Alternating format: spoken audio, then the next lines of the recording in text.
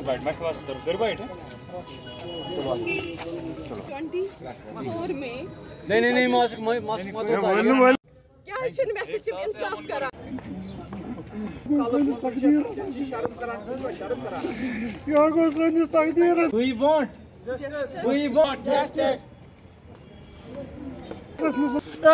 खुदा बोजन वोल कन जाए माने खुदाया महबूबर के पास कर इंसाफ अस पे जालिम लोग वो वही चाहते हैं जालिम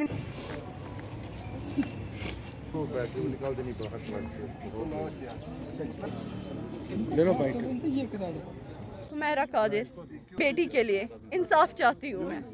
बस शादी हो गई मेरी कहाँ पे हरवन में, तब से उन्होंने मुझे पूछा भी नहीं कहाँ पे, दरबाग हरवन में हुई है। और 1 मंथ 1.5 मंथ तक मैं वहाँ पे थी। उन्होंने मुझे बोला कि ये सोन वोन आसान ये दिसा यूर, मैंने नहीं दिया, वहीं पे रूम पे रखा था मैंने। उन्होंने वहाँ से वो भी निकाला है। 1 मंथ के बाद मैं आ गई मायके, तब से उन्होंने मुझे पूछा भी नहीं है। क्यों नहीं पूछा? शायद मेरी बेटी हो गई है इसलिए वो नहीं आए। इवन कोर्ट ने भी उनको फ़ोन किया था, बोला कि इसको आज ये हॉस्पिटल जाना है कि इसको वहाँ पे आना, आप लोग आना वहाँ पे। नहीं आए वो लोग वहाँ पे। मैं वेट कर रही थी, नहीं आए वो, नहीं आए। इवन अभी भी उन्होंने अपनी बेटी को देखा भी नहीं है। क्यों नहीं देखा? जब मेरी बेटी कल वहाँ पे गई उन्होंने क्या बोला? कूर दी यूर किया, क्यों बोला? हाँ वहाँ पे भी SHO ने उन्हें बोला भी, क्या वजूहात है वहाँ पे, क्या बोलता है वो, इसको मेरे साथ रहना नहीं है। क्यों नहीं रहती मैं? मैंने जो सब कुछ आपके लिए किया, इवन पढ़ाई तक छोड़ी मैंने उसके लिए, मैंने जॉब तक छोड़ी उसके लिए। क्यों नहीं? मैं क्यों नहीं निभाती अपनी शादी? इंसाफ चाहती हूँ अपनी बेटी के लिए, मेरे साथ इंसाफ करो।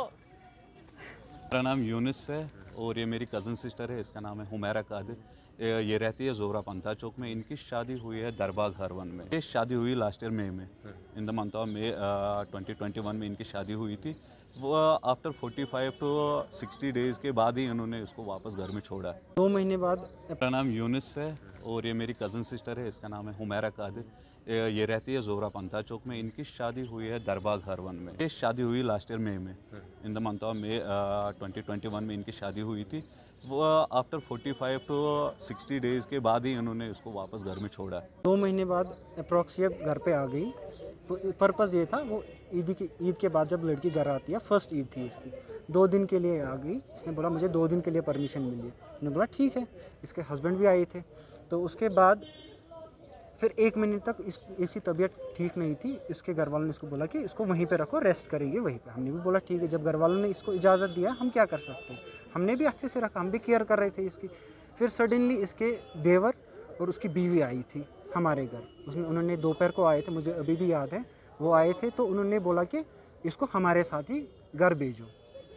हमने बोला आज अभी इसी वक्त हम नहीं भेजेंगे, 1-2 दिन के बाद हम ज़रूर भेजेंगे। बट कंडीशंस नॉर्मल थी। फिर सडनली जब वो घर पहुँचे, शाम को हमें कॉल आ रहा है इसी के नंबर पे। इसका शायद पता नहीं मुझे कौन कॉल कर रहा था। बोल रहा था अभी तुम वहाँ ही रहना, यहाँ मत आना, तुम्हारा हस्बैंड ने यहाँ पे कुछ ड्रामा स्टार्ट किया है कि मुझे इसको अपने साथ नहीं रखना है। वो हमें रीज़न पता नहीं है क्या है। फिर हम भी शांत रहे कुछ दिन। मैं बोला हो जाएगा ठीक।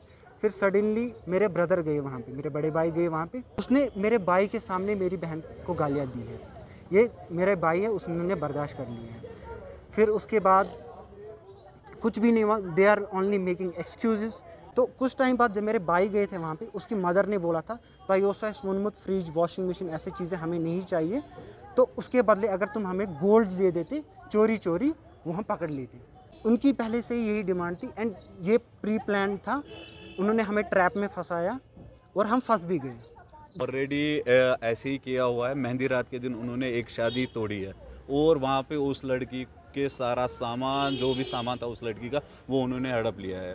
उसमें से उस लड़की को कुछ भी वापस नहीं दिया हुआ है। एंड द लोकल्स जो वहाँ पे है उन्होंने भी ये एक्सेप्ट किया है कि इन्होंने ऐसे मेहंदी रात के दिन वहाँ पे उस लड़की के साथ कि हम गए थे उनके यहाँ, जो उनका पफू मौलवी मुश्ताक अहमद, कि हम उनके घर भी गए, वो भी हमारे घर है, उसको वो देवर, इसका लड़की का देवर, वो भी साथ आए थे हमारे घर कि कुछ हुआ कि ताई पाने के लिए हम अगर गलती है वो बेटी में कुछ हमें बोलो कि गलती है कि हम मानेंगे कि कुछ ना कुछ करेंगे, देखेंगे, हम अपनी ही बेटी को सुधार करेंगे, हमें माफ़ करो भाई। कि उनके घर भी गए थे तब भी माने नहीं, वो बस लाठी डंडा लेकर आते हैं वहाँ से, वो उनका वो गुंडा बना के रखा है उन्होंने।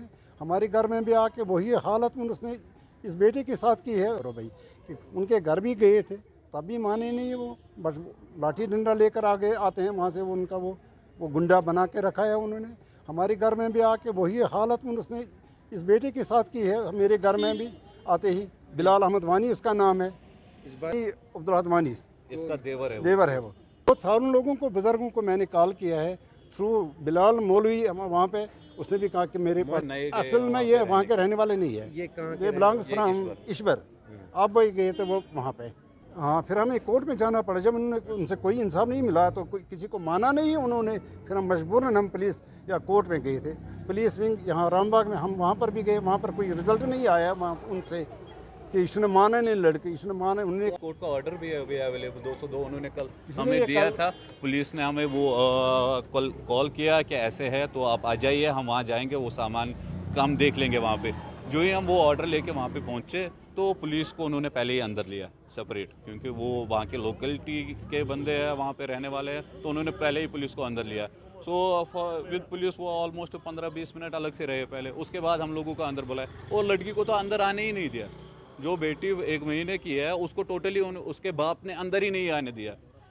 दिस शोज कि वो कितना डाउनग्रेड बंदा है कि उसने 1 मंथ की बच्ची को अंदर नहीं आने दिया। और उसके बाद हमारी बहन के साथ भी ज्यादती की है वहाँ पे, उनको धक्का दिया है। अभी 1 मंथ की प्रेग्नेंट, अभी डिलीवरी हुई है, 1 ही महीना हुआ है, इसको धक्का दिया हुआ है।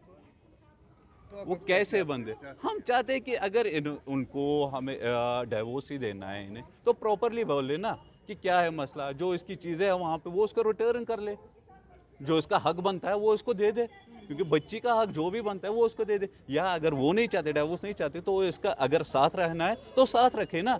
क्यों इसको ऐसे ही लटका के रखा हुआ है? 1.5 साल हो गया, ऐसे साल 1 साल हुआ है ऐसे ही लटका के रखा हुआ है। ना तो वो सामने आते हैं वहाँ पे, उसका भाई धमकाता है हमें।